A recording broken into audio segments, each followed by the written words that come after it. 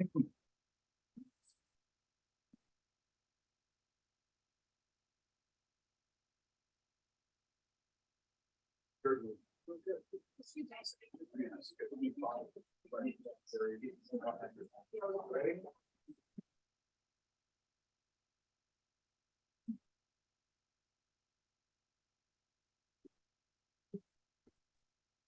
afternoon, everybody. We'll get started.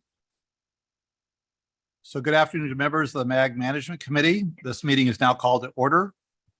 For those around the table, please turn on your microphone when speaking. For those participating via Zoom, please state your name when making a comment or asking a question. The MAG public comment process allows for members of the public to comment on items on today's agenda or on items that fall under MAG's jurisdiction. If you'd like to comment at today's meeting, please fill out a request to speak card located on the information table in the hallway and give it to MAG staff. If you parked in the garage, parking validators are available on the information table in the hallway. If you purchase a transit ticket to come to the meeting, please see staff for a ticket. Hearing assisted devices are available from MAG staff. We will now begin the meeting with a roll call of all members. MAG will conduct the roll call. Thank you, Mr. Chair and members of the Management Committee. I will go down the list of members alphabetically. Please unmute and indicate if you are present. Rob Bohr as proxy for Patrick Banger. Here. Thank you. Jeffrey Barton. Jean Blackman. Here. Thank you. Chris Brady. Here. Thank you, Mr. Chair. Andrew Ching. Present. Thank you. Ron Corbin. Here. Thank you. Dan Cotterman. Here. Thank you. Henry Darwin. Present. Thank you. Calvin Pilcher as proxy for Philip Dorchester. Here. Thank you. Crystal Dykes. Present. Thank you. Carrie Dyrick. Present. Thank you. Tim Swan as proxy for Stephen Erno.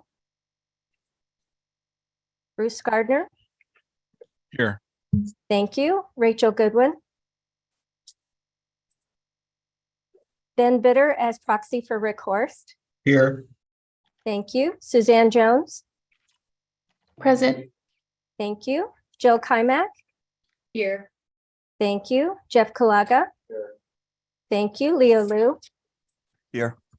Thank you. Russ Martin.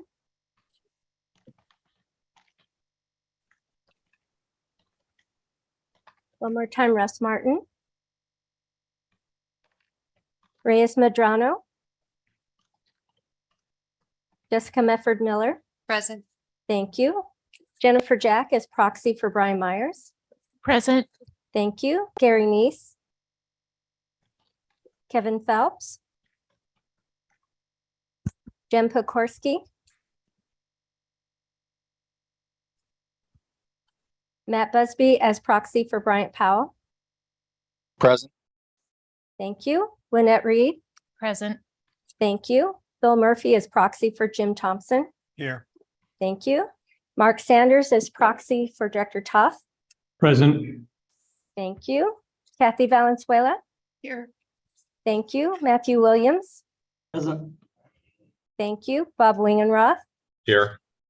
Thank you. Joshua Wright. Here. Thank you. Is there anyone that I missed?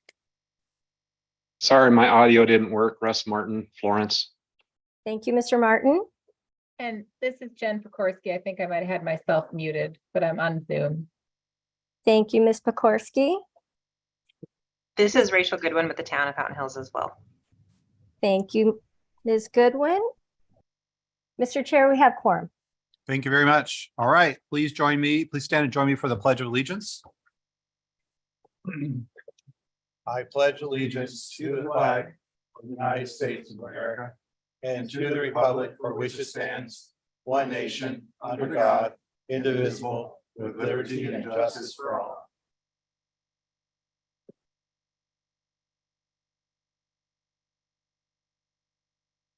Before we begin the first item, I'd like to welcome Jen Pokorski, County Manager for Maricopa. Congratulations on her appointment. She is online. This is our first Management Committee meeting. We welcome Jen. We'd also like to now acknowledge Jill Kymack. She is participating virtually. Jill announced her retirement, and this is her last meeting. Thank you, Jill, for your service to the town of Paradise Valley and to the region. We wish you all the best. Our next item is called to the audience. This is an opportunity for the public to comment on items that fall under MAG's jurisdiction that are not on the agenda or that are on the agenda for discussion and not for action. 15 minutes will be provided for the call to the audience agenda item unless the committee requests an exception to this limit. I have one request to speak, and we'll invite Diane Barker to come forward.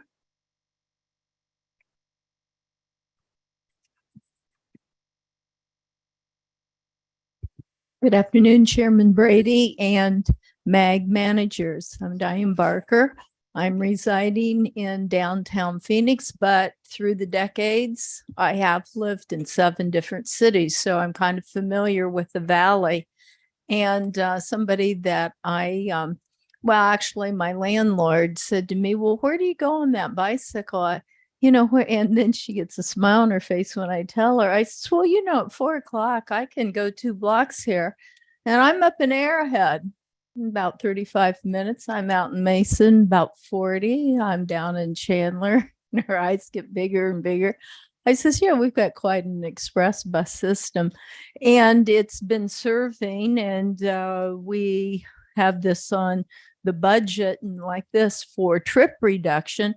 A lot of it has been out at the state of Arizona, taking, people into government, and we're grateful that they use that service. And I've asked government before, I says, that was a packed bus. I was coming in from Mesa.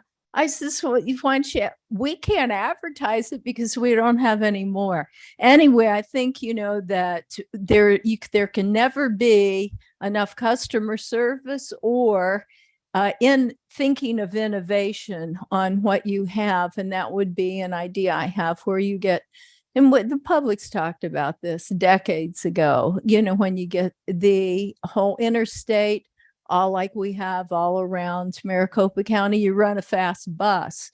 And you just don't do it in the traditional way of downtown government because jobs are different places you run it across. But one thing about bus system is if it doesn't work, you can take it off the road. You know what I mean? It's flexible. And I think we need to look at that in our recipe on this Prop 400. I was over at the Board of Supervisors today. Jack Sellers, you may know, he comes here. And we were talking about human services because they're bringing in about 16 million for affordable housing. City of Phoenix last week, it's getting 28 million from the federal government. There's several million that's going to be relocating the homeless. But the plan now that people are talking about on the internet, they're not really happy with 400 because they said they're sending it already where we have affordable housing and sending transportation.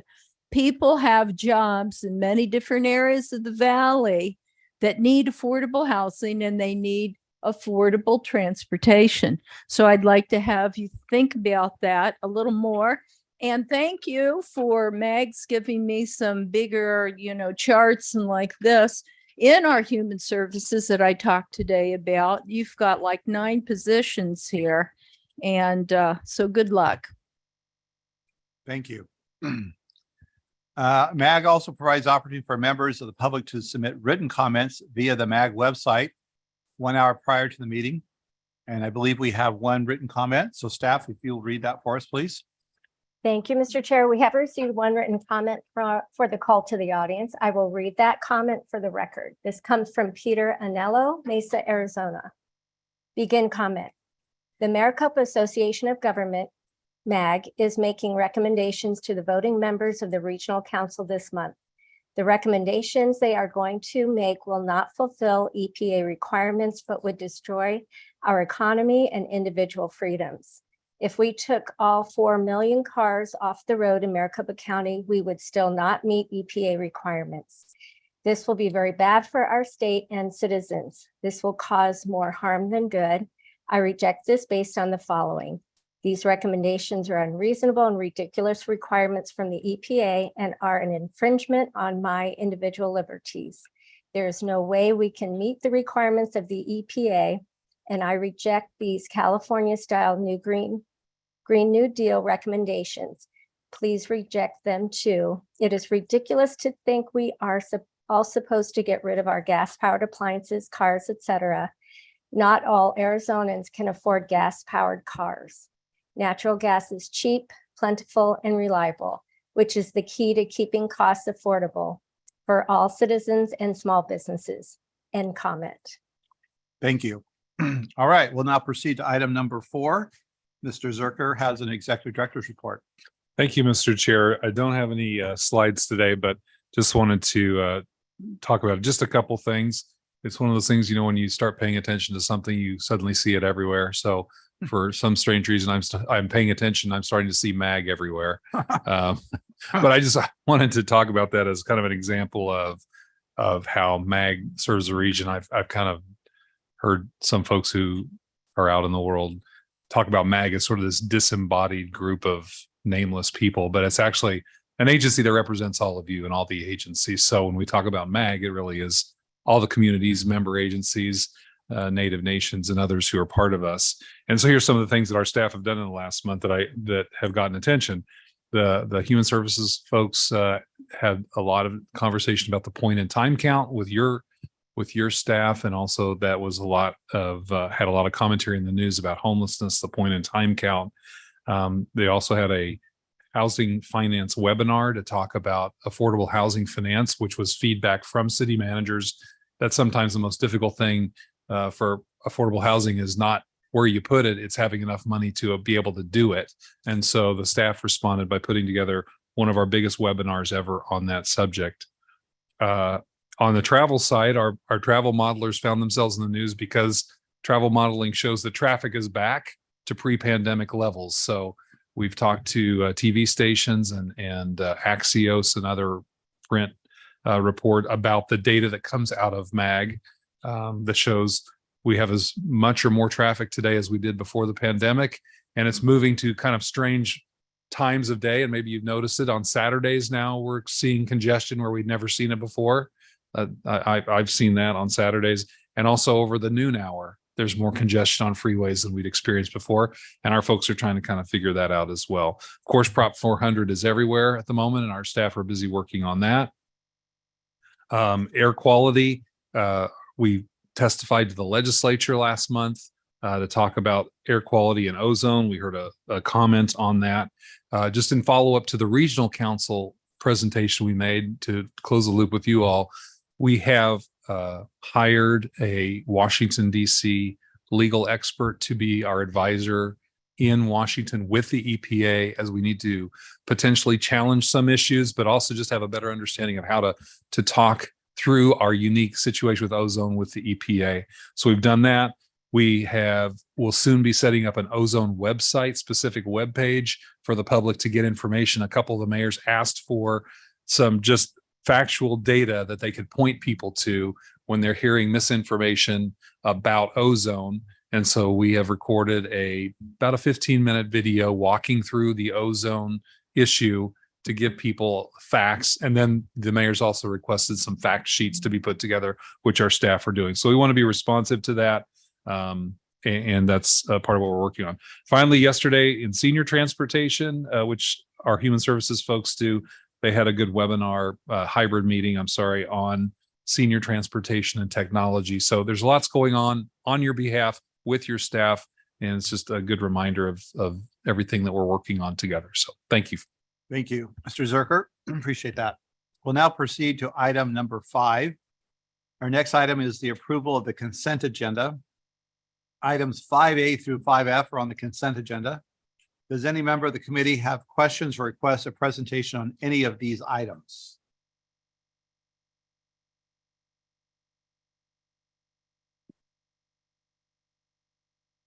All right, so I don't think we have any other comments. Okay, all right. Is there a motion to approve consent items 5A through 5F? Don't move. Second. All right. We have a motion from Jeff, a second from Winnet. Winnet. All right. Staff, will you take a roll call? And I have a text that Mr. Barton is on the line now too, please. Mr. Chair, would you like to do a voice vote in the room? Oh, let's do the voice. Yeah, sorry. Those in the room will do a voice vote. All those in favor, please say aye. Aye. Any opposed, say nay. All right, now we'll do a roll call of those that are virtual. Thank you, Mr. Chair and members. I'll go down the list of members participating virtually. Please unmute and indicate how you vote. Jeffrey Barton. Aye. Thank you. Jean Blackman. Aye. Thank you. Ron Corbin. Aye. Thank you. Henry Darwin. Aye. Thank you. Crystal Dykes. Aye. Thank you. Carrie Dyrick. Aye. Thank you. Rachel Goodwin. Aye. Thank you. Ben Bitter. Aye. Thank you. Suzanne Jones. Aye. Thank you. Jill Kymack. Aye. Thank you. Russ Martin. Aye. Thank you. Kevin Phelps. Aye. Thank you. Jim Pekorski. Aye. Thank you. Matt Busby. Aye. Thank you. Mark Sanders. Aye. Thank you. Matthew Williams. Aye. Thank you. Bob Wingenroth. Aye. Thank you. Is there anyone that I missed? Mr. Chair, the motion passes. Thank you very much. We'll now proceed to item number 6. Item 6 is moving forward the work of addressing homelessness. This item is on the agenda for information and discussion will be presented by the MAG Regional Homelessness Program. Manager Katie Gentry will be joining us virtually. Is that correct? And we'll be making the presentation. Thank you, Mr. Chair. Katie's actually on a site visit. Oh. And so she is joining us from the land of Portland. So Okay. Thank Kate? you. Thank you, Chair and Ed. Thank you so much for having me this morning. Next slide. Going to quickly give you an overview of the presentation, talking through the continuum of care efforts, walking through some pathway home actions, and then talking about next steps. Next slide.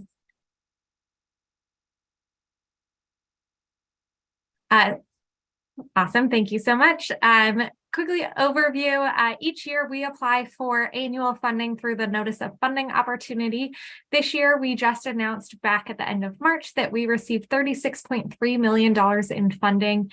That funding goes to 28 housing projects, support for our infrastructure, including our homeless management information system, our 2 coordinated entry programs, as well as planning.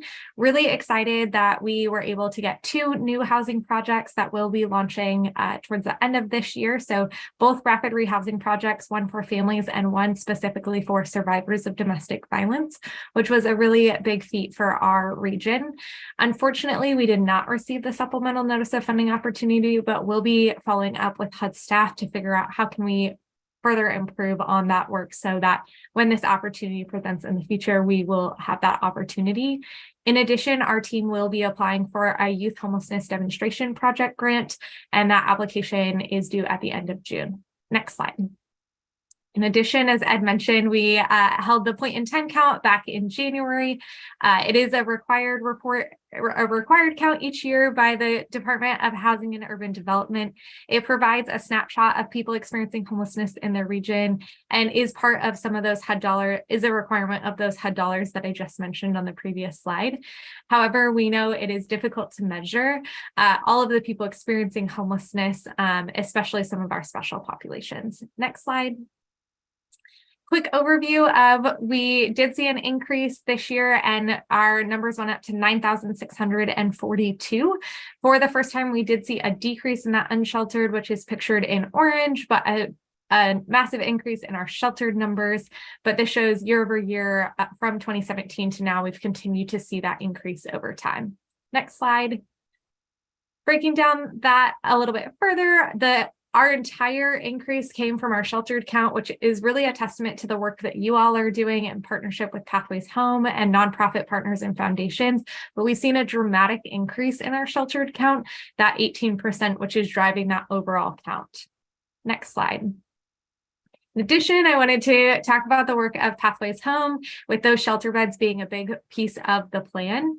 You continue to see this slide kind of each time when I come back to you all, showing the progress of the work that is happening. We've continued to move forward with some of the evaluations that are happening, and you'll see more of these elements move to green over the coming quarter.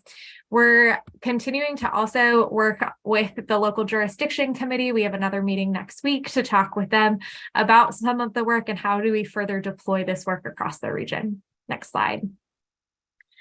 Want to highlight the regional public education campaign, which you all heard about in March. The campaign focuses on ensuring each individual has a safe place to call home. We will be launching the toolkits for this campaign this summer and are really excited to further launch that message into the community. In addition, as Ed mentioned, we are working to increase not only public education, but knowledge in the affordable housing space by hosting those affordable housing webinars. We are hosting an additional 2 webinars later this year in late summer, and then again, one in the fall. Next slide. One of the updates that you will see this quarter is we launched a progress snapshot that captures the successes of the plan. This was included in your information packet, but will also be posted to our website so that you can continue to reference this over time and see the progress and successes of the plan each quarter. And we will also have a historical look back as to everything that we accomplished in 2022 up soon. Next slide. Before I jump into housing targets, I wanted to briefly mention the continued increase in people experiencing homelessness. We saw this with the point in time count, but we are also seeing this with our homelessness trends report, which is our data out of our homeless management information system. We continue to see the number of new people experiencing homelessness increasing, and the number of new people is outpacing the rate that we are able to house people in the system. And so with that, I want to go to next slide. As a reminder, housing targets, we had an initial projection to reduce by 25% of 770 units and 1,225 permanent use because of homelessness. So our temporary housing numbers are at 434 and our permanent housing are at 1,432. And those are higher than last quarter, which we saw at 382 and 1,382 respectively, despite the work of local and tribal governments to increase housing. So we're not keeping up with the pace of folks coming into the system. And so we need to, in order to decrease by 25%, we need to increase that much more. Next slide. I do want to highlight some of the next steps that we are working through. We're continuing to dive into the funding. As we know, this cliff is coming as ARPA money goes away. And we're continuing to work with your staff through the local jurisdiction committee to build out additional action steps and further work together, such as those affordable housing webinars, and know that we all have to work together to be able to address the challenges that we are facing. Next slide. With that, I'm happy to answer any questions that you all have, and I'll turn it back to you, Chair Brady. Thank you. Any questions from members of the committee? Ed, did you have something? Yeah, I would just add, first of all, thank you to all of you for digging in. I know this has been a couple of 3 years of work on this with our staff and your staff. I think at the beginning, maybe some of us hoped that we could address this, deal with it, and move on. I think what we're seeing is this is an issue that's going to be with us for a long time. Some of us were able to go to a meeting last week convened by some local nonprofits, by a housing economist who is talking about the situation we find ourselves in. And he studies homelessness housing across the United States. And he said it's really a function of vacancy rates and rents.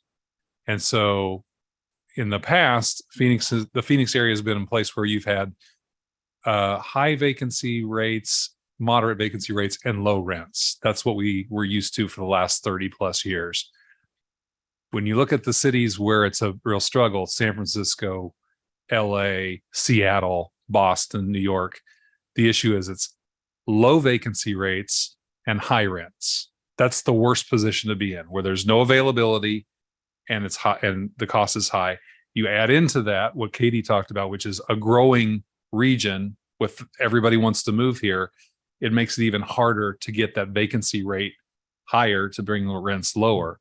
So what we see is that the Phoenix metro region is starting to join the ranks of the San Franciscos of the world, where you have very low vacancy rates and very high rents. And what that does is squeeze people out at the bottom because there's no availability.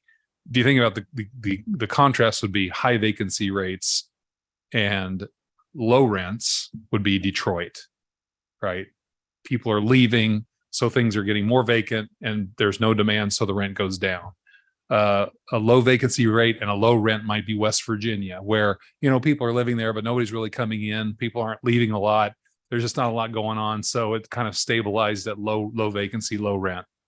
We are low vacancy, high rent. It's a bad place to be. It takes a long time to get out of that situation. So I think the thing I took from it was we're going to be in this situation for quite a while, which means these efforts that you all have initiated and are working on are really critical. So thank you for that. And turn it back to you, Mr. Chair. Thank you. Any other comments or questions from the committee? All right. I think this was just for information and discussion. So thank you. We'll now proceed to item number 7. Item 7 will be presented by Transportation Improvement Program Supervisor Patrick Stone. This item is on the agenda for recommendation and approval. Good afternoon, Chair, members of Management Committee. Pleasure to be here to present this item. Before we turn the presentation over to the city, I just wanted to provide the policy context on this item. MAG federal fund programming guidelines allow member agencies to request one deferral without justification. Should an agency seek a second deferral, they do have to follow an appeals process. Part of that process is making a presentation through the MAG committee process, explaining what has caused the deferral and the agency's commitment to rectifying the issue and next steps. And with that, I'll turn it over to Chase Wallman from the city of Tempe. Chase? Chase, are you trying to hypnotize us first before you make your presentation? Didn't catch it. Didn't catch it.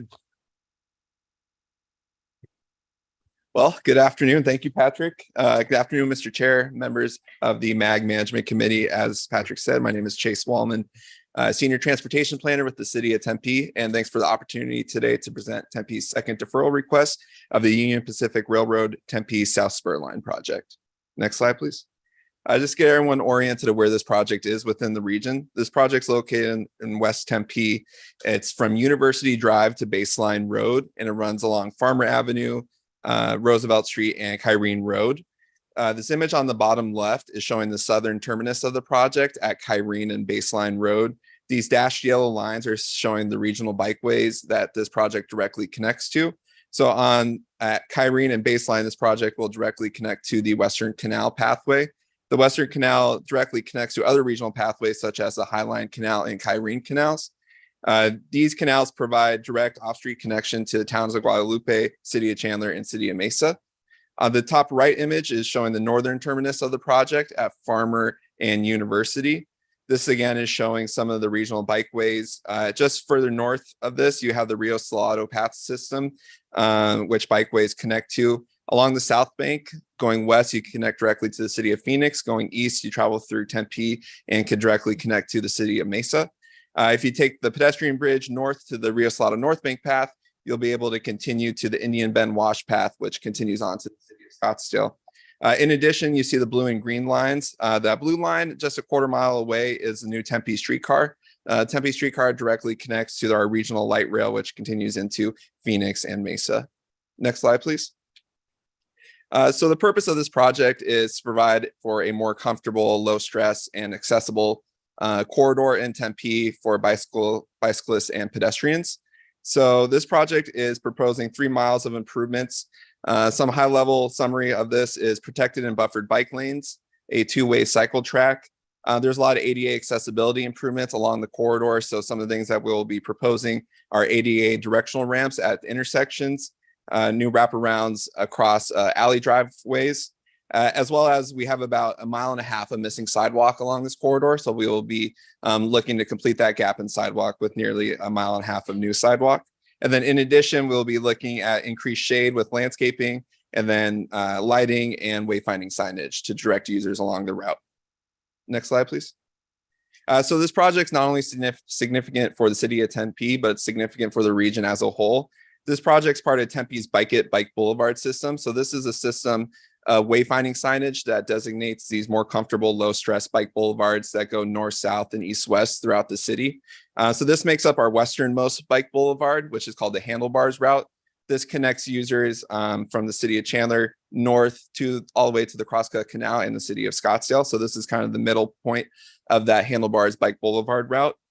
In addition, seeing the success that other cities had in the region with implementing cycle tracks, we're excited to propose to introduce Tempe's first cycle track with this project. So we're proposing a mile of cycle track along Kyrene Road. In addition, this project connects to 3 different parks, Regional Park, Kiwanis Park, which is a significant regional park that has lakes, miles of pathways. It has recreation center, wave pool, soccer fields, baseball fields. In addition, the project connects to Dwight Park, which is a neighborhood park that we recently renovated, added ADA accessibility improvements as well as landscaping. And then finally, it connects on the north end to Clark Park, which is a project currently under construction to add a recreation center and pool at Clark Park. In addition, the project connects directly to downtown Tempe and is in close proximity to ASU's Tempe's main campus. And then the project goes through one of the highest employment densities within the city of Tempe. It goes through areas that the Tempe has designated as the Tempe Maker District and Broadway Innovation Hub. These are identified opportunity zones where we have targeted investment for infrastructure in these areas and the potential to add different uses beyond the industrial uses that are prominently in those areas. So mixed use such as retail or restaurants and multifamily. Next slide, please. So this project was originally intended as a Rails to Trails project programmed for construction in 2020. Initially, the project was proposing to be a mostly off-street pathway within Union Pacific right-of-way. With that, we kicked off the final design for the project in 2018, which included robust public and stakeholder outreach. At the same time, we received revised design direction from Union Pacific, which outlined different design requirements from what we were originally defining in the preliminary design process. As we finished the 30% design, it became apparent that additional design alternatives review and negotiation would be necessary with Union Pacific.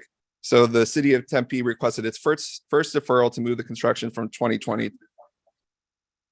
As negotiations continued after the first deferral, it became even more apparent that the city would not be able to secure the easements from Union Pacific Railroad, which were necessary to build out the project within Union Pacific right-of-way. The city developed multiple alternative alignments, which were presented to our city council. Ultimately, city council recommended an alternative alignment, pushing this project just a quarter mile to the west, which culminated in this project being presented today. Following the city council decision for recommending an alternative alignment, we came through this MAG committee process to officially change the project scope from that off-street pathway along the Union Pacific Railroad to this on-street alignment that's a quarter mile to the west. That was approved in 2022. Since then, we've made great progress. We've hired a new project consultant who has kicked off the final design for this alternative alignment. 2 weeks ago, we held our first round of public meetings on those draft 30% designs, and we're making great progress as far as the design development. Next slide. So that brings us today in our current deferral requests. We are requesting to move the construction funding from FY 2023 to FY 2025.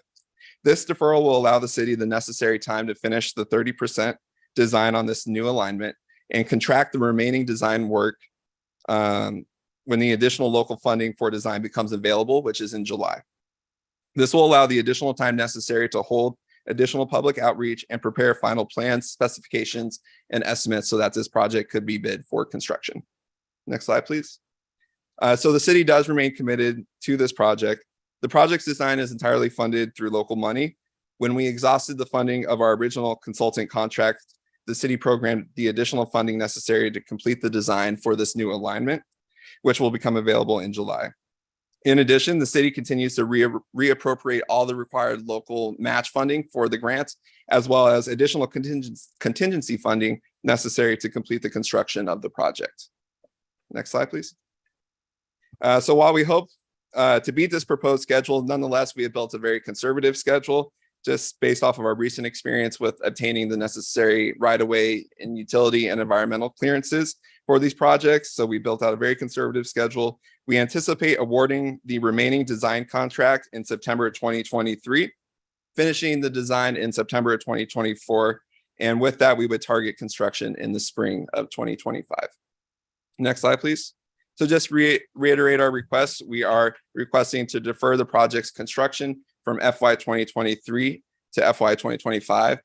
And I thank you for the opportunity to present our deferral requests and your consideration. Thank you.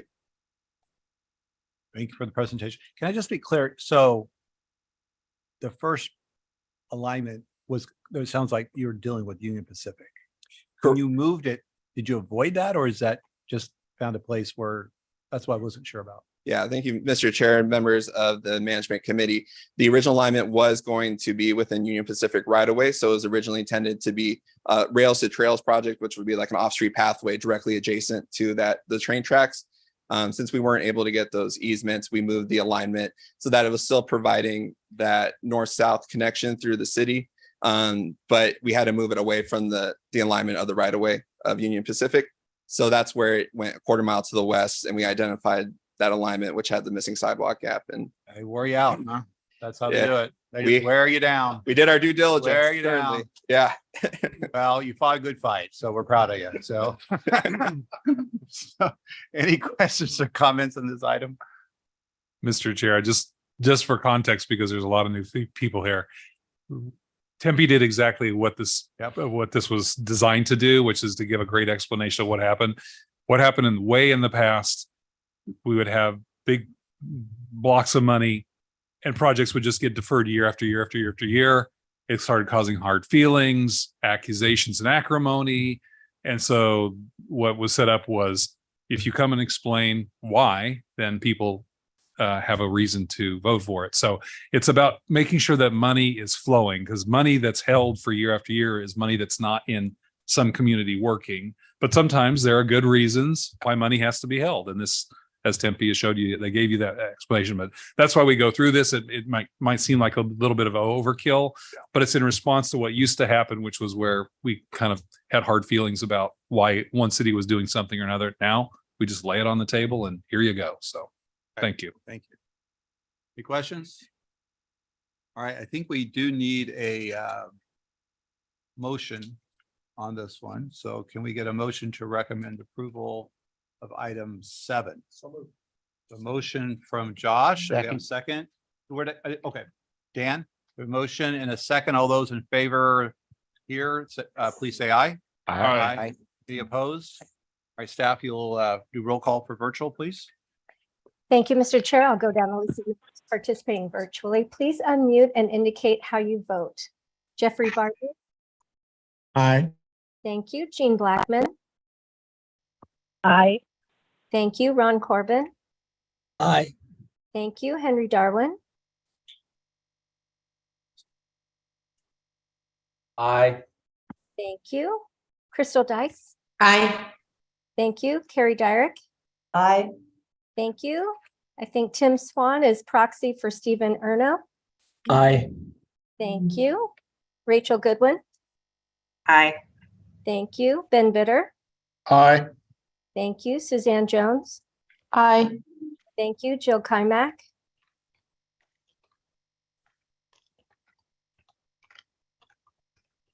Jill Kymack. Russ Martin. Aye. Thank you. Kevin Phelps. Aye. Thank you. Jim Pekorski. Aye. Thank you. Matt Busby. Aye. Thank you. Mark Sanders. Aye. Thank you. Matthew Williams. Aye. Thank you. Bob Wingenroth. Aye. Thank you. Is there anyone that I missed? Mr. Chair, the motion passes. Thank you very much. All right, thank you for the presentation. We will now move to item 8. Here to present item 8 is MAG Transportation Planner Aminta Saeed. This item is on the agenda for recommendation of approval. Please proceed. Thank you, Mr. Chair, members of Management Committee. As Chair Brady noted, I'm here today to provide an overview of our draft fiscal year 2024 Freeway Lifecycle Program update. Next slide, please. So just a quick reminder, our Freeway Lifecycle Program, or the FLCP for short, is the management tool for the implementation of freeway and highway projects that are funded through Proposition 400. The program is updated every year to reflect the latest revenue forecasts, cost estimates, as well as any project changes, including items such as scheduling changes and scope changes. This agenda item today represents an overview of the draft fiscal year 2024 Freeway Lifecycle Program, and my presentation will summarize the major updates that are included in that draft program. Next slide, please. So on the revenue side, our Freeway Lifecycle Program is primarily funded through the three revenue sources that you see on the screen in front of you. Firstly, we have the dedicated half-cent sales tax, or that portion of Proposition 400 funding that's allocated to freeways and highways, also known as the Regional Area Road Fund, or RARF. And then we also get some statewide funding through the Highway User Revenue Fund, or HURF. And then we do also get some Federal Highway Administration, or FHWA, formula funding that's sub-allocated through ADOT. Next slide, please. So the forecasts for these revenue sources are updated on an annual basis. The table in front of you compares the latest forecasts used in the draft 24 program against the prior year forecasts used in the fiscal year 2023 program. As you can see, the year-over-year percentage change for RARF is an increase of 7%, and for HURF, it's a decrease of 4%. Both of these represent a continuation of the trends that we saw prior to pandemic times. And then with the federal highway formula funding, we see a big increase this year. It's because the draft 24 program incorporates the current surface transportation legislation, the IIJA, the Infrastructure and Investment Jobs Act. The prior program, the FY23, used the prior surface transportation legislation, the FAST Act. So that's really the big reason for that big jump that you see of 27%. Next slide, please. So then on the project side, as part of the annual update process, we follow these 3 steps listed on the slide here in front of you. Firstly, we work with ADOT. So in order for our project budgets to reflect the latest project cost estimates, ADOT will develop these on a biannual basis in coordination with their management consultant. The cost estimates that we're using in our draft 24 program were developed in December of 2022, and they reflect the latest labor and material unit costs. Then we continue to reflect our project budgets in year of expenditure basis, accounting for future inflation. As part of this, we like to incorporate the latest construction cost index factors. These are developed by ADOT on an annual basis. The ones we're using in the draft 24 program were developed in fall of last year. And then finally, we work with the ADOT project managers to account for any project changes in terms of scheduling or scope. And if we go to the next slide, I'll go into a little bit further detail on these. So the map in front of you shows our regional freeway system, and it highlights the notable changes that are included in the draft 24 program. Just a reminder that all of these updates do align with prior discussion and direction provided at MAG Transportation Policy Committees earlier this year. So starting at the south, we have an increase in the budget for the Loop 303 Southern Extension from MC 85 to Van Buren Road. That's to accommodate the revised scope, which extends the original project limits further south towards that connection with the future SR 30. The idea behind this is that this revised scope will allow that roadway to handle higher traffic volumes and act as a long-term end of freeway condition if that's needed. Then we have the 2 traffic interchanges that are shown on I-10. Over to the east, we have I-10 at Baseline Road, and over to the west, we have I-10 at Jackrabbit Trail. For both of these, we've programmed funding for final design in fiscal year 2024. The idea there being that once final design is completed, these projects are now what we consider shovel ready and can seamlessly transition to construction once funding becomes available. As I noted earlier, These three changes specifically were discussed earlier this year at the February TPC meeting, and direction at that meeting supported these updates. And then finally, the last project on there, that was the most recent one discussed at the TPC meeting back in April. We've programmed a fixed financial commitment, of $10 million towards the widening on I-10 from SR 85 to Citrus Road. This allows us to unlock that state appropriation funding of $64.2 million. Next slide, please. So this map in front of you is again showing our regional freeway network, but it's highlighting the fiscal year 23 projects in review. And so the projects that are shown here in orange are either currently under construction or will be under construction prior to the end of this fiscal year. The ones in blue are completed or will be completed prior to the end of this fiscal year. So just to call out a few notable ones, on the eastern side there, we have the State Route 24 from Ellsworth to Ironwood, as well as the interchange at Loop 202 Lindsay Road. Both of those open to traffic in very early 2023. On the western end, the I-10 widening from SR 85 to Verrado Way, we do expect that to be open to traffic in June 2023. Next slide, please. And then the fiscal year 24 program, just looking ahead at what we expect to begin construction in this upcoming fiscal year. The first one being the Loop 101 Agua Fria Freeway widening from 75th Avenue to I-17. And then we have Loop 202 Santan Freeway widening from Val Vista Drive to Loop 101 Price. Next slide, please. So that concludes an overview of the draft program and the major updates it contains. Just a note that some of these changes are contingent upon finding of air quality conformity. Those are on track for Regional Council approval next month in June.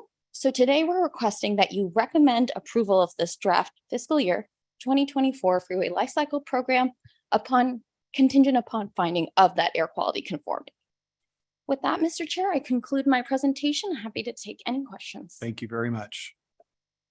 All right, do you have any questions? Yes, Jeff.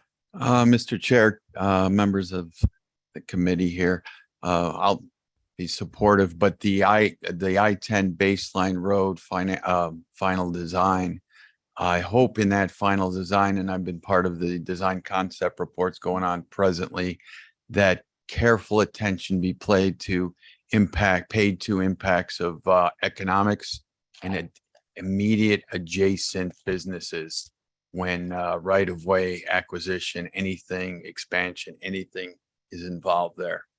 As many of you know, that section of the south side of baseline from I-10 to Priest on the south side is the town of Guadalupe. That is pretty much our heart and soul of our local economy. So any impacts impacting access, property has a significant financial impact on the town. Thank you. Thank you. Any other comments or questions? All right, so we are ready for a motion and a second. This would be for approval of the draft fiscal year 2024 Freeway Life Cycle Program contingent on a finding of air quality conformity. Did I get that right? Okay. Do I have a motion? So moved. Second. Okay, so then we're going Dan with a motion, Wynette with a second. Okay. All those in favor, please say aye. Aye. Any opposed? All right, staff will do roll call of those participating virtually. Thank you, Mr. Chair. I'll go down the list of members participating virtually. Please unmute and indicate how you vote. Jeff Barton? Aye. Did I hear aye? Yes. Aye. Thank you. Jean Blackman? Aye. Thank you. Ron Corbin? Aye. Thank you. Henry Darwin? Aye. Thank you. Crystal Dykes? Aye. Thank you. Carrie Dyrick? Aye. Thank you. Tim Swan? Aye. Thank you. Rachel Goodwin? Aye. Thank you. Ben Bitter? Aye. Thank you. Suzanne Jones? Aye. Thank you. Jill Kymack? Russ Martin. Aye. Thank you. Kevin Phelps. Aye. Thank you. Jen Pekorski. Aye. Thank you. Matt Busby. Aye. Thank you. Mark Sanders. Aye. Thank you. Matthew Williams. Bob Wingenroth. Aye. Thank you. Is there anyone that I missed? Mr. Chair, the motion passes. Thank you. We'll now move to item number 9. Item 9 is approval of the draft MAG fiscal year FY 2024-2025 biannual unified planning work program and budget and the member dues and assessments. Here to present is MAG accounting program manager Amy Eppley. This is items on the agenda for recommendation of approval. Amy. Good afternoon, and thank you, Mr. Chairman and members of the MEG Management Committee for the opportunity to present today on MEG's draft budget. Throughout the development process, we have been presenting draft proposals incrementally since January. The draft documents are now complete, and in the agenda packet is the final draft of the fiscal year 25 programs in brief and the fiscal year 24 and 25 Unified Planning Work Program and budget. The draft budget for fiscal year 24 and 25 contains the dues and assessments, which include the final adjustment to include Gilbert and Paradise Valley in the fiscal year 24 911 assessment. The draft budget also includes the proposed new projects, personnel costs, project budget, and funding estimates, which were outlined to you in February through April. Next slide, please. The fiscal year 24 shows an approximate 32.7 million of the current federal funds are programmed into the MEG annual budget of approximately 46 million. This makes up approximately 71% of the total funding under the planning direction of MEG, including all current and carry forward federal funding. As the Council of Governments, MEG performs a variety of functions for its member agencies. The allocation of funds for fiscal year 24 are shown, with the majority being devoted to the Transportation Division. Next slide, please. For fiscal year 25, an approximate 22.8 million of the current federal funds are programmed into the budget of approximately 38.1 million. And this makes up approximately 60% of the total funding under the planning direction of MEG. The allocation of funds for fiscal year 25 are shown, with the majority again being devoted to the Transportation Division. The decrease from the fiscal year 24 to the 25 revenue and allocated expenditures is due to the restricted reserve shown in fiscal year 24, which includes the carry forwards or encumbrances from the previous fiscal year. Next slide, please. This slide shows the total expenditures by category for both fiscal year 24 and 25, where personnel costs make up the majority of MEG's expenditures at 50% and 48% respectively, with project consultants following at 26% and 27%. Next slide. This is on the agenda for action, and MEG is requesting a recommendation to approve the resolution to adopt the fiscal year 24 and 25 biennial unified planning work program and budget and the member dues and assessments. This concludes my presentation. I'll be happy to answer any questions. All right. Thank you, Amy. Do we have any members with questions or comments on this item? All right.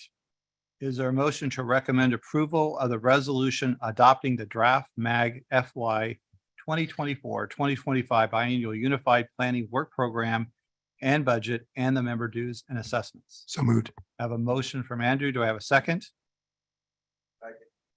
Is that Jeff? Nope, second from Jeff. We have a motion and a second. I have a voice vote. I have a voice vote of those in the room. Those in favor, please say aye. Aye. Those say nay. All right, staff, will you take roll call of the members participating virtually, please? Thank you, Mr. Chair. I will go down the list of members participating virtually. Please unmute and indicate how you vote. Jeff Barton. Aye. Thank you. Jean Blackman. Aye. Thank you. Ron Corbin. Aye. Thank you. Darwin. Aye. Thank you. Crystal Dykes. Aye. Thank you. Carrie Dyrick. Aye. Thank you. Tim Swan. Aye. Thank you. Rachel Goodwin. Aye. Thank you. Ben Bitter. Aye. Thank you. Suzanne Jones. Aye. Thank you. Jill Kymack. Aye. Thank you. Russ Martin. Aye. Thank you. Kevin Phelps. Aye. Thank you. Jen Pekorski. Aye. Thank you. Matt Busby. Aye. Thank you. Mark Sanders. Aye. Thank you. Matthew Williams. Bob Wingenroth. Aye. Thank you. Is there anyone that I missed? Mr. Chair, the motion passes. Thank you very much. We'll now move to item number 10, legislative update. Nathan Pryor, MAG Director of Policy and Government Relations, will be presenting to us today. Thank you, Mr. Chairman, members of the Management Committee. As you can imagine, our attention in recent days and hours has been focused on our state legislature. Early this morning, the Senate did pass the proposed $17.8 billion state budget. The budget package was passed in the Senate with bipartisan support on a 25-5 vote. The House is taking action on the floor currently to vote on the budget package. We've been in regular and consistent discussions with legislators in the governor's office regarding enabling legislation for the extension of Proposition 400. So in this very brief legislative update, I want to emphasize that these conversations are ongoing and will continue. We appreciate your intergovernmental representatives being involved with the extension efforts, as well as your elected officials. So thank you for that. We will provide updates to MAG member agencies as developments continue to emerge. Mr. Chairman, this is my very brief legislative update. Obviously, a lot going on. We'll continue to work on it and provide updates as needed, available for any questions. Is John getting hazardous duty pay? All right. Any questions or comments for Nate? All right. Thank you very much. Item 11, are there any requests by a management committee member for an item on a future agenda? Are there any comments or announcements from the membership? If not, the next meeting of the management committee meeting will be Wednesday, June 14th at 12 p.m.